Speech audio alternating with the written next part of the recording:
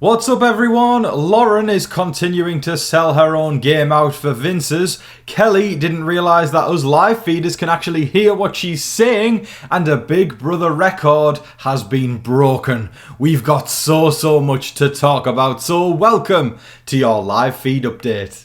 Right before we get started, if you are new around here, hit the subscribe button. I'm here every single day of summer and going into fall now, breaking down everything you need to know about what's going on in that crazy house. Things can change second after second and you don't want to miss a thing. And if you subscribe, I got your back and I'm going to let you know every single day, everything, all the key moments that have been going on inside that house so you can be a Big Brother expert. I'm also going to ask you all to hit the like button. It takes all of 0.2 seconds just to click that little thumbs up down there, and it just, seriously, it makes my day. Like, as a smaller content creator, those likes really go a long way. And one more thing, folks, if you feel like supporting the channel in any kind of way, please consider leaving me a super thanks or hitting up my PayPal in the description. But without further ado, let's get to the update. Alright gang, coming to you on a very warm Massachusetts day. At least it's very warm for this Brit, but I thought my shirt would match the occasion of the heat. But gang, I've got a good update for you today. The first update is something I was going to talk about yesterday, and I totally blanked on doing it, but it was too good to miss out. You know, sometimes when I don't do a certain update one day, I'm like, yeah, it's not worth it doing the next day. But this one is too good not to bring up. Kelly actually thinks that we live feeders can't hear what they are saying on the live feeds. She had a moment where she was like, I don't really know how the live feeds work, and Vince had to tell her it's straight up unfiltered conversation that they can hear and see. So Kelly has all of a sudden, I would say there's been a little switch up in the way she is acting and in the way she is conducting herself. Now she realises that people can hear. I have absolutely no clue how she signed up for a show called Big Brother and didn't think that the surveillance would be on her 24/7 and people would be able to listen in 24/7. Apart from the feed cuts. But besides that, it is just one of those moments where you go, oh my word. And I think it'll be, again, one of those moments that we'll be talking about for years to come. Remember when Kelly didn't even realise for half the season that she could be heard by the live feeders on a show called Big Brother? Mind-blowing. What a great first update today. We've had many updates this season in which we have talked about how Lauren doesn't really have a brain for herself. She kind of thinks for Vince. I can't really mince that one anymore. There is all kind of sugarcoat it. She is terrible at the game. Yeah, I'm not holding back. We're at that point in the season now where, you know, earlier in the season when I'd criticise someone's game or say, you got to switch that up a bit or change it up, I'm like, okay, we'll see. You know, you've got a few more weeks to do your thing, a few more comp wins, maybe you'll turn it around. We're too far gone, honestly, and Lauren is just a pathetic Big Brother player. I can't even emphasise that enough. Lovely person. I have to preface that before people start going, Tom, you're so mean to her. And I'm like, no. She's lovely on a personal level. I hope that makes you all feel better. But on a game level, I just can't fathom having a shot to win that much money and doing that with your shot, throwing it to another guy. It's crazy. It's crazy. And she says her favourite players are Janelle and Rachel, people who go against the beaten path, people who stand up against, you know, the Power Alliance. And here she is just feeding everything to Vince. She was in a very good conversation with Ava where she was getting a lot of intel from Ava, and she could have used that to better her own game. But she didn't. She went straight to Vince after the long conversation I had. It was a very long conversation, and told Vince everything, because Ava was saying things like, you know, he will do anything to stay in this game and he will backstab anybody. And it was a real bonding moment where you thought, okay, if Ava's telling her this stuff, maybe Lauren will have that, you know, moment where she goes, oh, eureka, and then realizes what she's been doing the entire time is feeding everything to Vince, and Vince doesn't really have any loyalty to her. That should have said it yesterday when she left. Vince literally made plans with her to go play chess yesterday or the day before, and then Morgan comes out of the diary room and he completely ditches plans with Lauren to go with Morgan. How many times does Lauren need to be metaphorically slapped in the face to realise that Vince does not have her back in the same way she has his, or is playing for him? See, Vince, even though he's very emotional and makes all these slip-ups sometimes, he's got Lauren playing for him as well, so it's like a second lifeline.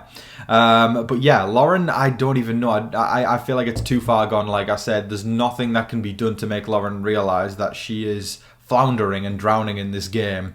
And playing for Vince. It's absolutely mind-blowing. She ran right back to Vince after that conversation with Ava and told him absolutely everything.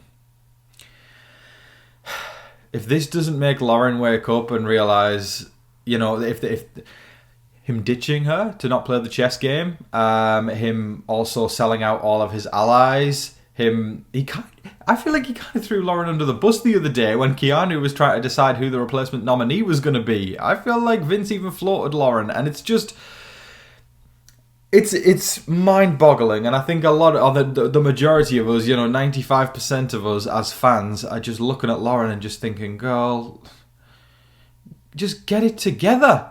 But the most frustrating part of it all is I don't think she's going to get it together, and it's just going to be another one of those house guests lost to Father Time for doing absolutely nothing during their time in the house. Now, a Big Brother record has been broken, as I discussed at the start. I love it when we get a moment like this where we can say somebody has changed the Big Brother history books, and this one is regarding Rachel Riley. So, among the returning winners, guys, this is every single winner who's returned to the game before. Rachel has broken the record for the longest time without hitting the block. That is incredibly impressive. It's already hard enough for a winner to make it this deep, let alone without hitting the block. I'm going to talk about the previous records and state how Rachel stands up against them. But Dr. Will was obviously the first winner to return, and he did 19 days without hitting the block. So that was pretty impressive there to make it almost 3 weeks. But then it got better when Ian returned. Ian returned in Big Brother 22, and he went 41 days without hitting the block. So that's very impressive over a month there. Dan did 49 days when he returned in BB14. So that was very good there. And then Nicole Franzel actually broke the record in Big Brother 22 when she went 58 days without hitting the block. Now, I know what you're thinking. We're only on day 56, but the next set of nominations can't physically happen until day 61, which means Rachel Riley has officially broken the record for the winner with the returning winner with the longest time without hitting the block. Whether you like Rachel or not, that's an impressive feat. Well, effing done to Rachel Riley. Fantastic work there. And again, I've just got to take a moment to say, what are these players thinking? This is Rachel Riley. This is a winner. And 27 seasons in, and they've let a winner get this deep without hitting the block. Absolute insanity. Well done, Rachel. Now, I want to take a moment to talk about the nominations and the three people that are on the block right now. Of course, tomorrow is Sam's scenarios, so Sam is definitely feeling on the mend right now. Things are going in the right direction now. Everybody will be glad to know. We just want to thank everybody for all the lovely messages that you all have sent while Sam's been recovering from the ear infection. It's been a lot of pain on Sam. So I for one as well, I'm glad to see Sam starting to feel better. So should everything go smoothly, Sam should be back for Sam's scenarios tomorrow. So I'm going to leave that to Sam to talk about who's going in each scenario. But what I'm going to talk about is I'm going to take a look at each of these nominees and see how their path to the end might look, and how if they're going to be able to navigate their way to the end. So the first person I feel, and the most complex person I think on the list, is Vince. So Vince has definitely had a tumultuous ride in Big Brother 27, but the thing that benefits his game the most is the dumbassery of some of these house guests. A lot of them, like Lauren, playing for him and will forgive him time and time again. Like Keanu trying to save him with the veto, and I'm just, after this guy sold him out.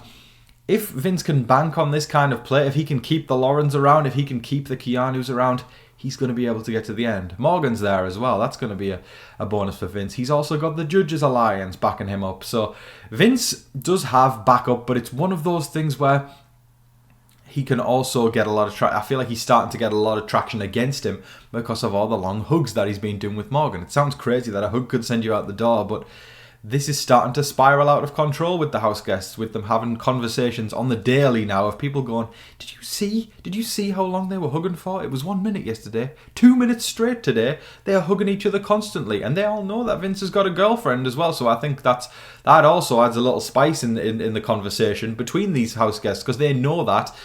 Rachel was trying to diffuse it the other day when Ashley was bringing it up. She was saying, it's on the live feeds, just let him do it. She was basically saying the damage is done already. That was essentially the way of saying that, by saying the live feeds are going to catch it, and there's no use speculating or stirring the pot, Ashley. But yeah, Ashley's always got good reads on the game, or tends to have good reads on the game, and picks up on things, which is really, really odd to me, because one of the big conversations, because if you've been watching the past couple of weeks, and we had my sister-in-law Jade came up, and both myself, Sam, and Jade were all fans of Big Brother, and we just sat and talked about Big Brother all week long.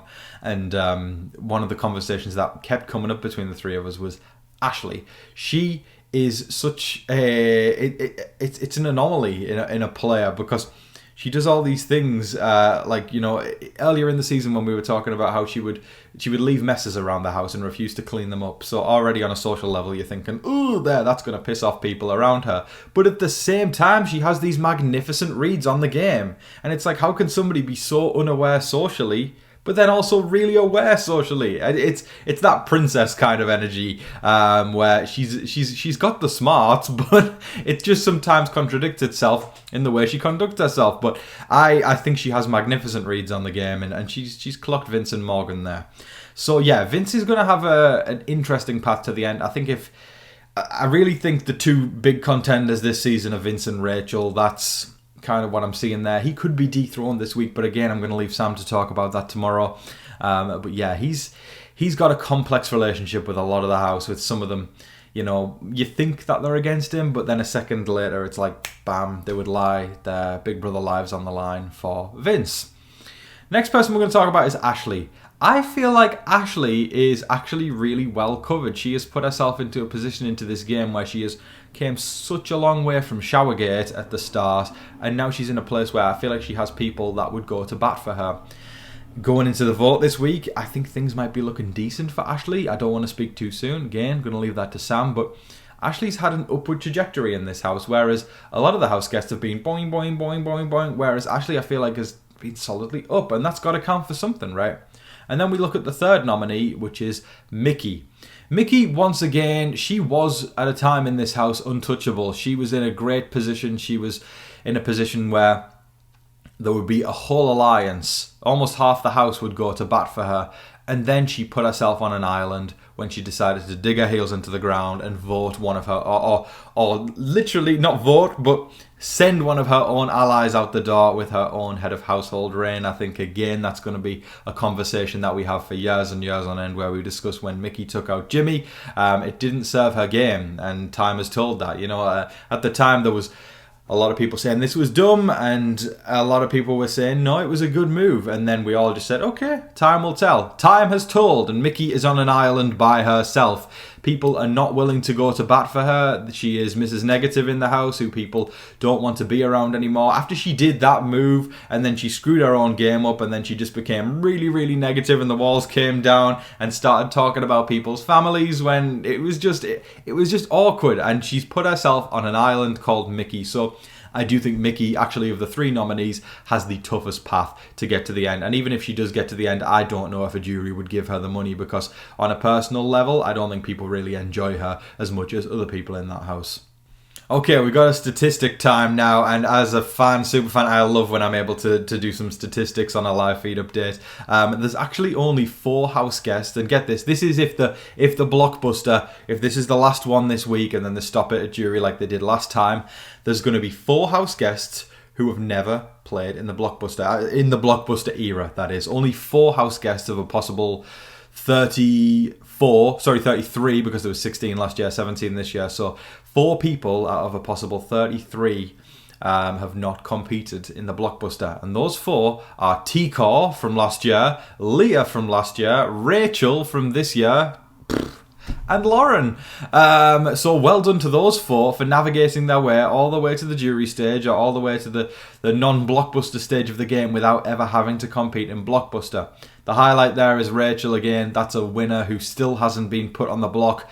Absolutely mind-blowing. What are these people thinking? What are these people thinking? But yeah, all I can say is congratulations to T-Core, Leah, Lauren and Rachel. Well done, guys. Definitely some girl power there, so that's great to see the women getting some great statistics on their Big Brother profiles. Definitely a well done to them. That is all of your live feed updates for today, folks. I thoroughly hope you all enjoyed watching. Yeah, Tuesday, man. It's one of those days in the Big Brother week where things are going to start to ramp up. So tomorrow's update is going to be juicier. I really enjoyed today's update. It's always fun talking statistics and records as a Big Brother superfan nerd. It just fills my Big Brother heart, and I'm sure a lot of you guys feel the same as well. Listen, Nerd Nation Rise. Let me know if you're a Big Brother nerd. I want to know that there's other people who love statistics and records as much as I do, because I think it's fantastic. But I want to remind you all that you can reach out to me with a postcard or a package. The address is on screen right now, and I would love to hear from you guys. I want to outdo the first mail video. It's being edited right now. I am so excited for you all to see. It's looking great so far with everything that's been edited. It's taken a while though, because there is a lot. There was a lot to go through, and I'm going to do another mail video towards the back end of the season, and I would love to hear from you. Let's outdo it. Let's have packages galore. Let's have packages overflowing on the screen, postcards, to give people an idea of what to send if you're wondering what to send in. It could just be a postcard from your hometown, and get your hometown or get your state on the leaderboard. We're going to do a leaderboard of each postcard from each state and see which state can lead, because there is a winner right now and you're about to find out who it is. And people sent in shirts, they sent in goodies from their hometown, of like little care packages of different goodies and snacks and stuff from their hometown, which I love so much. All sorts. People sent pictures of just of their dogs. It was so wonderful. It was so lovely, and I can't wait for you all to see it. And I would love for you to surprise me, folks. So me and Sam would love to hear from you guys with the address on screen right now. Now, I've got a few super thanks before we close things out. First of all, I want to apologise to the wonderful Super Christian Meworld. I didn't see that he sent in a super thanks the other day, and I missed that. And then he commented yesterday and said, "Tom, you missed it." And I was like, "Oh my word, I'm so sorry." So I'm going back to read out Super Christian Meworld. And Super Christian Meworld isn't messing around. Straight away, Vince's girlfriend of 7 years will dump his sorry ass in 7 seconds.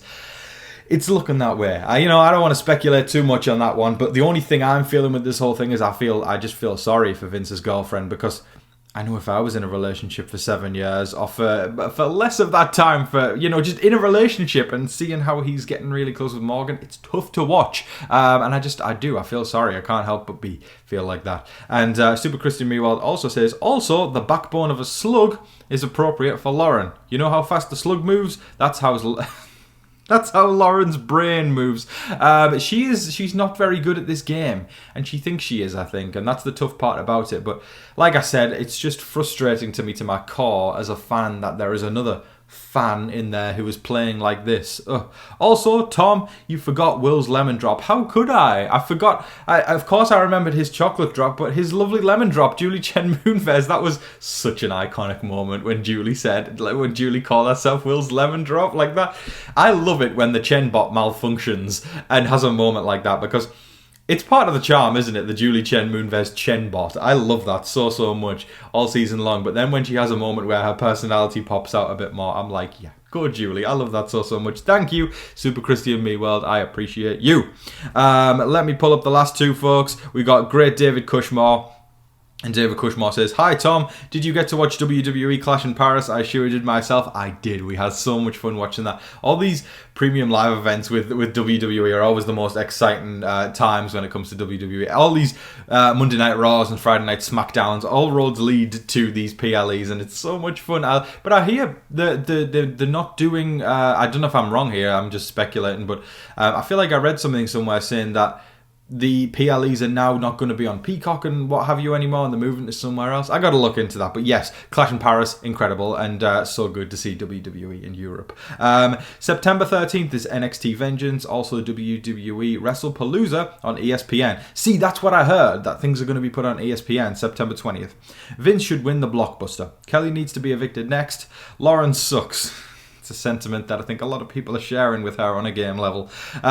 Morgan finally gets a first win at the POV. Mickey still sucks. No one wants to vote Kelly for the crown of Big Brother. She's burned too many bridges and reminds me of the next Paul. Vince and Paul would be a great tag team. Eek, imagine the victim mentality levels in that house. Tom needs to get Starbucks pumpkin spice latte and some Halloween candy and some M&Ms. Yes, I do. It's that time of year. So glad the fall's here, I've got to say, especially to be in New England for the fall. Speaking of which, anybody who has any recommendations of things to do in the fall in New England, please leave it in the comment section below. I am planning on really going to town in the fall this year. I want to really get into fall and Halloween, and it appears that there's no better place on earth than New England to get into the fall, so very excited to be here for that. And then the M&Ms, of course, that's classic David Cushmore. Thank you so much, David Cushmore. I appreciate you. And then last but certainly not least, we've got, and I'm going to pronounce this as best as I can. It looks like bitchy, but with a 1 instead of an I, so I'm going to say Buonici.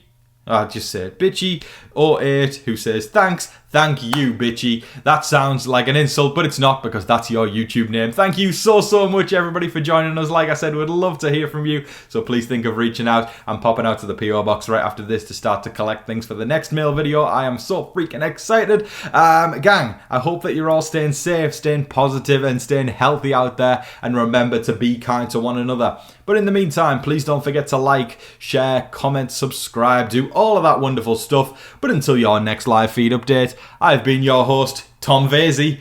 Good night.